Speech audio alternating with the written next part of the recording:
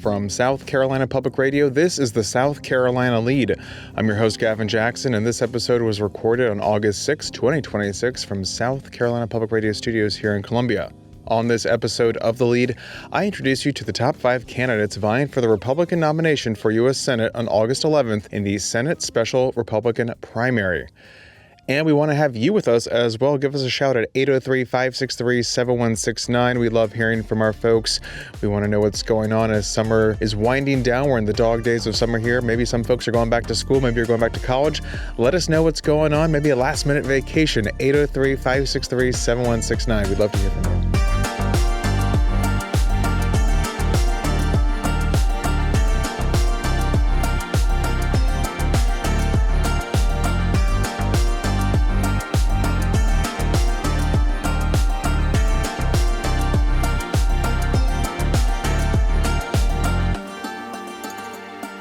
Okay, so since the death of Senator Lindsey Graham on July 11th, folks have been gearing up to run for that nomination for Senate.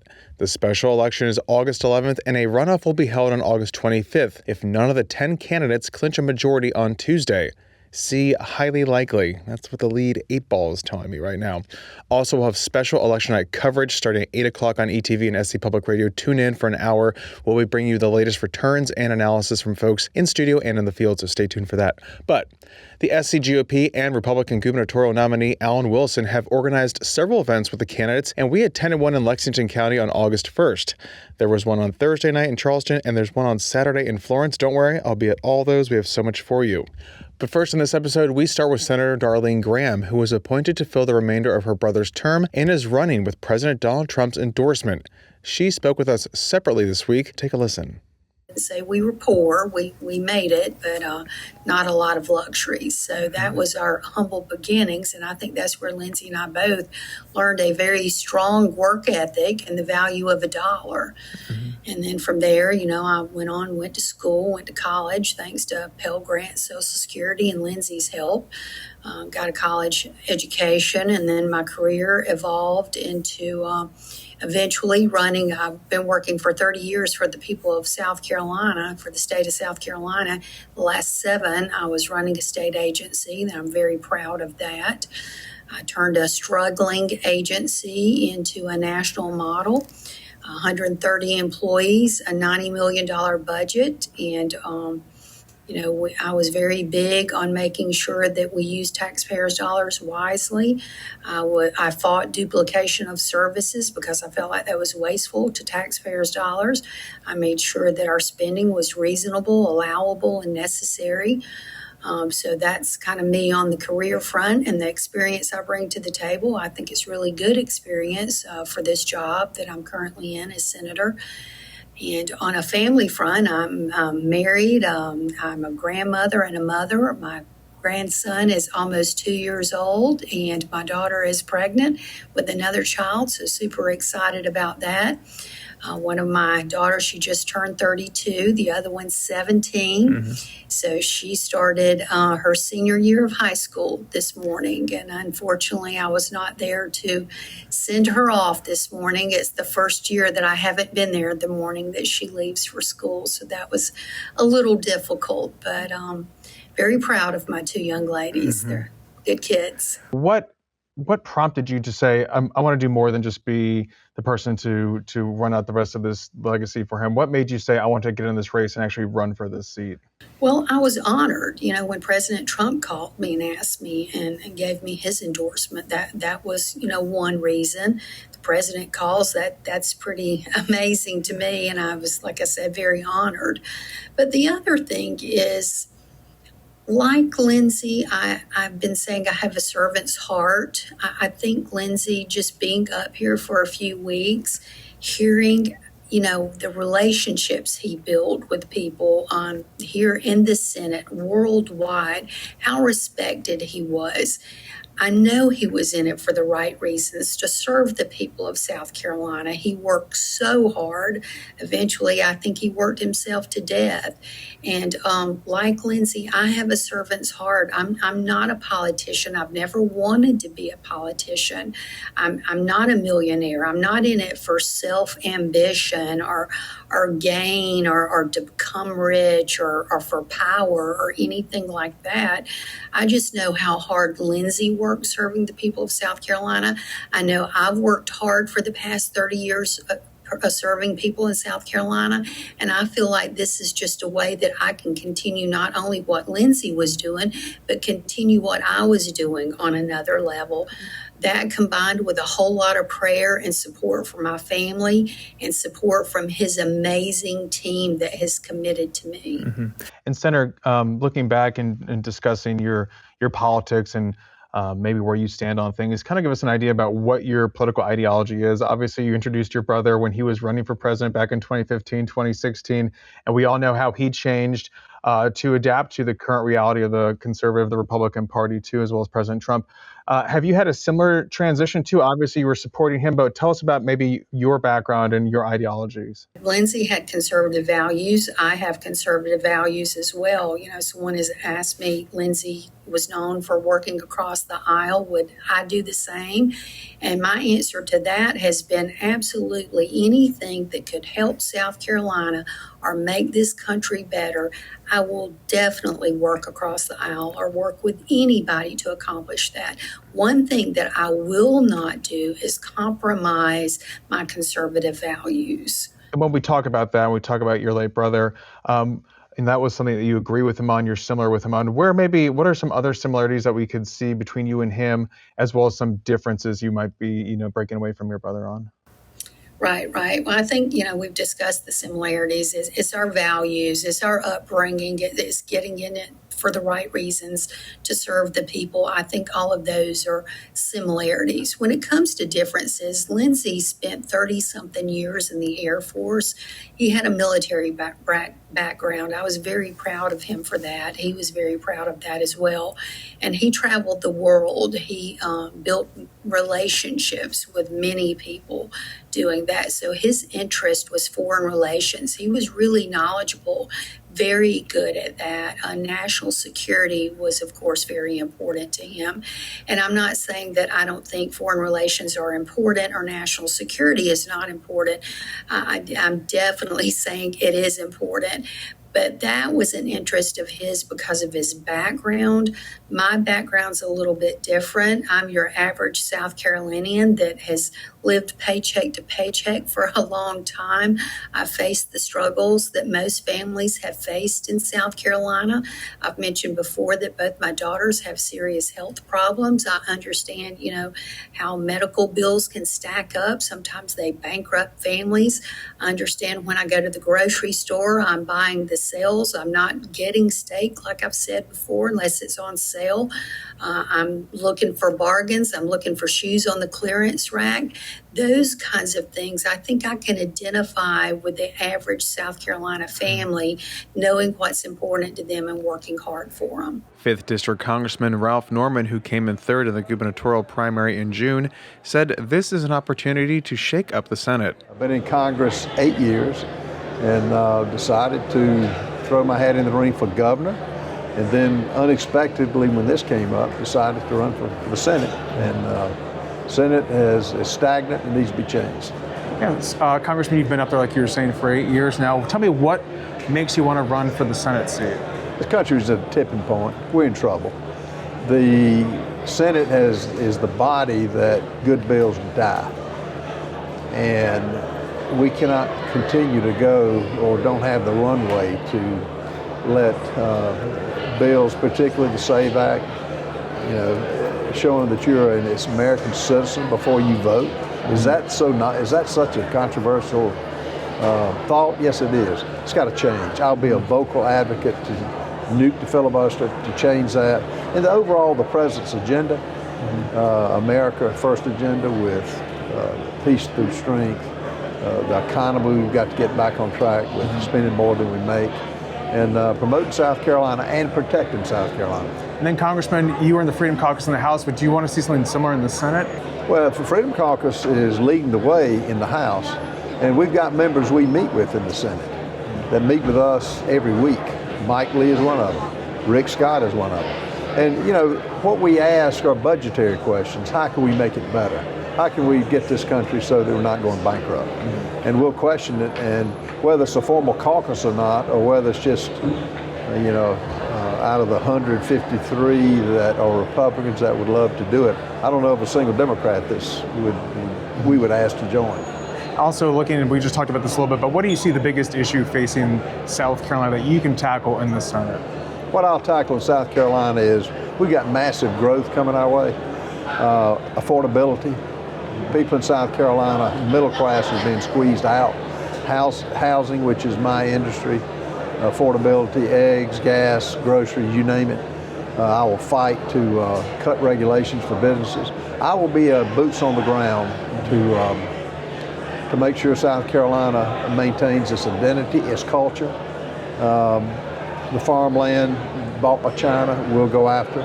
All that, we will protect the state, and I will use being one of two senators who represent South Carolina, we'll do it well.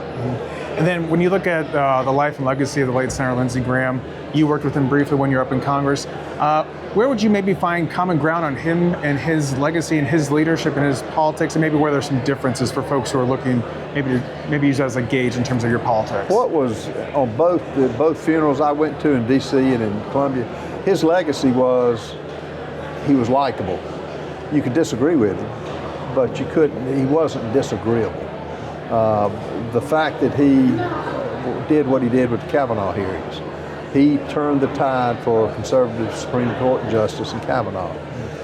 Where I think we'll be different is he's on the Budget Committee, I'm on the Budget Committee. I made the big, beautiful bill better. We cannot keep the spending up. I do not agree with endless wars. I do not think that we can continue, again, the spending at every level. We've got to put a stop to that. That's where you'll see probably a difference than with Senator Graham, and I'll let the people know what I'm doing, why I'm doing it. And it's the cancer in America now is overspending. And final question, you've talked about term limits in the past. Would you term limit yourself in the Senate? Yeah, I mean, I'll sign a term limit bill. The one that was being promoted with 3 terms in the House, 6 years and 2 terms in the Senate. I'd put that up again as I've done every year in Congress. Would you self-term limit two terms? Yeah. Gotcha. All right. I would. 7th District Congressman Russell Fry is a lawyer turned party activist, former 3-term State House member where he rose to Chief Majority Whip, and then unseated Congressman Tom Rice in the 2022 primary to represent the PD in the Grand Strand. Look, it's a passion for public service. I think about how I grew up with meager means and what I fear and what I feel from people in South Carolina, really everywhere, is the pull, the financial strain, and how do we rectify that? How do we cure that? And not just for the next election, for the next generation. I think about the pressures that people face and how they're trying to put food on the table or save a little bit of money for their child's future. Those are really what I'm passionate about in delivering that. We've certainly worked on these in the State House and in Congress, but the next generation really requires this moment to be met with somebody who is active, who has energy, who is engaged. People are craving a new generation of conservative leadership, one who's not going to be a wallflower or part of the furniture, but who's going to deliver conservative results for the people that they represent. And what does that look like for you when we talk about maybe the biggest issues that you think are facing South Carolinians? What are those to you, and how would you address those? Well, I think certainly energy is a big one. The affordability, the price of a home, the opportunity for people to succeed. On energy, we don't build things in this country anymore. If you look at the duplicative and onerous regulations that we have, we are not generating enough power. So people's power bills naturally go up. China is putting up a coal plant every day. They're putting up a nuclear plant every month. And I'm not saying that we adopt that model, but the way that we do things in this country with our agencies doesn't make any sense. And the agencies themselves tell you that. So we have to generate more power.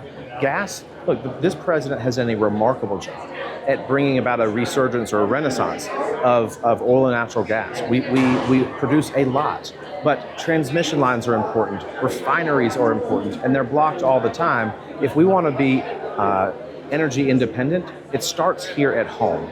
There's a lot more to do to get to that point. These are all kitchen table issues that filter down. With the price of a barrel of oil, with the ability to surge up production when you need it, when there are disruptions in the marketplace. Energy is the same way, is that if we don't build this energy production, if we let the spotted salamander supplant the American family as what is most important, then we're really doing a disservice to the next generation. And we're really doing a service to businesses and to ingenuity that have driven this country so successfully for its first 250 years. Gotcha. And that being said, how do, you're from the Myrtle Beach, the Grand Strand area. You know growth better than most people in the state. How do you address that growth? Do we need to slow it down? Do we need to embrace it? How do you do that? And what can you do maybe as a senator to address that? Well, I think infrastructure is important, right? What I've done in the 7th Congressional District is work with Lindsey Graham to bring back resources to the state. We actually worked very strategically together on that, whether it's a firehouse in Cheraw, whether it's a water system that needs resources so that people have clean water. These are important to the people that we represent. What has never left me, basically, on how I grew up, is I've never forgot where I came from. And when I go into a big city or a small town, there are different pressures. They're trying to deliver help to their people too. Public safety, fire and police. I mean, we say back the blue, but we also deliver on that, helping the Chesterfield County Sheriff's Office get radios so that their officers are safe in a very remote and rural part of Chesterfield County. These are easy, to me, they're very easy things that save lives, that make communities safer and better, and we're going to continue to do that. So in that vein, talking about the late senator, where do you see similarities to him and differences to him in the way he approached politics and what he did for the state and also internationally? From a focus on excellent constituent service and helping bring resources back to the state, we're very similar. On big topical issues that drive the conservative movement, we're very similar. On our appreciation of and willingness to work with President Trump and not stand in the way, we're very similar. But I'm more focused on domestic policies. Keeping communities safe, making energy and life more affordable for our families. That's what I think about. Foreign affairs is important.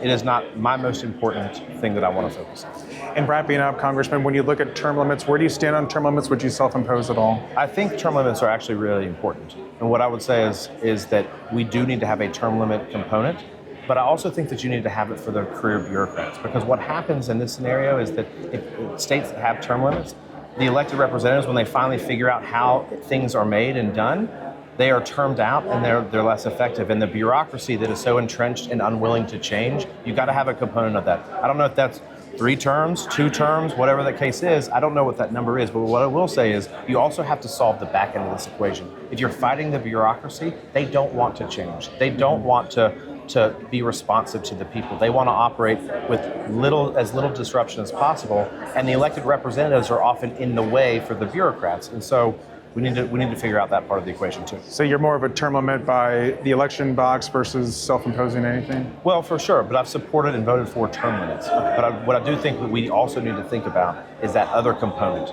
is the bureaucracy, the fourth branch of government, if you will, of unelected and unaccountable bureaucrats that wait you out. And they wait for you to leave, and they keep doing the same thing that they've always done. Mark Sanford, the former 1st District Congressman turned 2-term governor, who then returned to Congress for 3 more terms starting in 2013, remains steadfast in his desire to cut spending in Washington. I absolutely believe that our country is at a financial tipping point. And that, we've talked about this stuff. I've talked about this stuff for years. But for the first time, people are feeling the pressure. If you have a government that goes out and spends money it doesn't have and then prints money that's not there, the value of every dollar goes down. And so this affordability issue is hitting people. It's real. So it's taking the abstract of debt deficit government spending and making it real. And ultimately, political change comes as a consequence to what's real in people's lives. So I'm getting in because I'm worried to death about the debt and the deficit and its implications for our lives. I think it's real at this time because of the way affordability is impacting people's lives. How come Republicans aren't doing anything about that? Do you think they're doing anything about that right now? It doesn't seem like it. No. I mean, we have a Social Security trust fund that's scheduled to go bankrupt in 5+ years, Medicare in 6+ years. Mm-hmm. We will spend as much on interest as we will on the DOD budget. Mm-hmm. I mean, we will actually, this is amazing, add $1 trillion of debt over the next 100 days, and we're not even talking about it. So I think that this is, one of those issues that people have avoided dealing with because you got to make some tough political calls. And I think that's where I do have relevant experience in that the tough calls I made as governor actually produced results with people's lives. So do you see that as being the biggest issue that you're running on for South Carolinians? Totally. I mean, again, because it affects every other issue. Yeah. You talk to a retiree in Sun City, they say, I'm worried about Social Security, or I'm worried about Medicare. Well, guess what? What happens with regard to national numbers is going to impact that. You talk to somebody who is over at Shaw Air Force Base or McIntyre or Fort Jackson, they would say, well, wait a minute, we got a real problem in being able to sustain our funding from a military standpoint. Paul Kennedy wrote this book years ago entitled The Rise and Fall of Great Powers, and it talked about how basically you have to have economic supremacy to be able to maintain military supremacy. So when you talk about this and you talk about this concern, how do you tackle it? Does that mean voting no on budgets and spending packages, or how do you tackle that if you were to be in the Senate? Some of that, but it's the squeaky wheels that get grease in politics. I mean, part of it's a process problem. People will be handed an omnibus bill with 1,000 pages in it. They have no clue as to what's in it, and they're given 12 hours to vote on it. So you have some process questions, you have some attention, sort of focus that's needed. Again, squeaky wheels getting grease in politics. And you have actual mechanisms that can make a difference. I mean, when I was in Congress, I was the author of what's called the penny plan. It's a map toward getting to a balanced budget. If you look at what happened in Switzerland with the debt break, it's a map toward getting to a balanced budget. So I think that you need somebody who I think has been in the trenches and has experience on this front. I mean, again, the analogy I made a moment ago is you wouldn't hire an electrician to fix your roof. This is something I actually worked on and was able to produce results in people's lives. You were in Congress in 1994 in that wave with Senator Graham. You guys went at the same time. He went to the Senate, you went to the governor's mansion, and then you went back to the House as well. So looking at Senator Graham's legacy in his life and what he did, where do you see similarities between the two of you? Where do you see some differences for folks trying to differentiate here? I mean, the president joked the other day, he said Lindsey never saw a war he didn't like. It was some cute quip like that. I'm probably less interventionist than Lindsey. Again, he cared mightily about our nation's defense. I'm probably more of the Teddy Roosevelt model of speak softly but carry a very big stick and be very judicious in the use of force. I would say similarities. He was able to build bridges across party lines, and I think that if we're going to get some of the big things that need getting done in Washington, you're going to have to do that. And then just last question, Governor, when it comes to term limits, where do you stand on term limits? I'm one of the few that walked at the end of 6 years when I went to Congress in 1994. A bunch of us said, hey, we believe in term limits. And then when they got to the end of the 6 years, they said, well, I'm fairly indispensable to our republic. I left. I thought that was it for me in politics. Got approached a couple of years later about running for governor.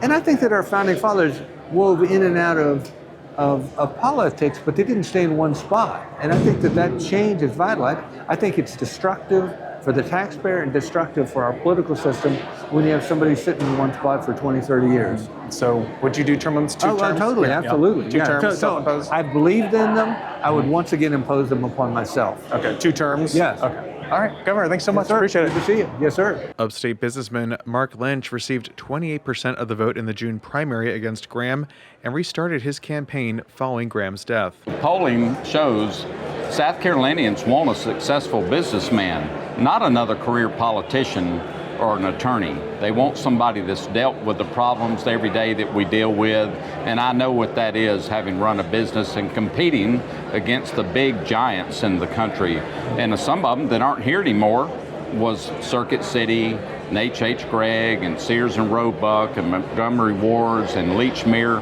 We're still here because we're fighters and we know how to deal with people and give good service. I've served in the capacity in mission work. I've served our employees. I've served in the recovery industry. I'm an ordained deacon in our church, and it's about serving others, and I'm ready to take that servant's heart to D.C. So, Mark, you also ran. You came in second. You got 30% of that primary back in June, ran against the senator. So, obviously, you know why you want to run, but reiterate for me why you want to run for the U.S. Senate. What do you want to do up there? Well, I'm running because I was called by South Carolinians. When people have met me, they've seen my leadership in the community and doing the things we've done in the national security realm. since 2014, we've spent our own money and trained police and sheriffs and SLED agents and FBI people in 7 counties in the upstate and put them through 3-day into-action courses with John Guandolo's organization. He was the head of the anti-terrorism division after 9/11, and he served with Philip Haney, who was murdered after Obama pushed him out of Homeland Security as the director about the Islamic infiltration in South Carolina and in our country. And we're still seeing illegals coming in. They're dropping them off at gas stations and unmarked buses, and it's about time we get somebody that doesn't talk about things but is a man of action like me. That's the business philosophy that I bring, is to do things, stop talking, fix the problems. And the problems are, what do you see as the biggest problem, the biggest issue? Is it immigration for you? That's one of the biggest, absolutely. You know, when we have over, I don't know, I hear numbers like 50 million, 25 million, maybe might be more the number. We've got illegal aliens. They're not immigrants. They're illegal aliens that are coming into our country, and we've got to have mass deportations.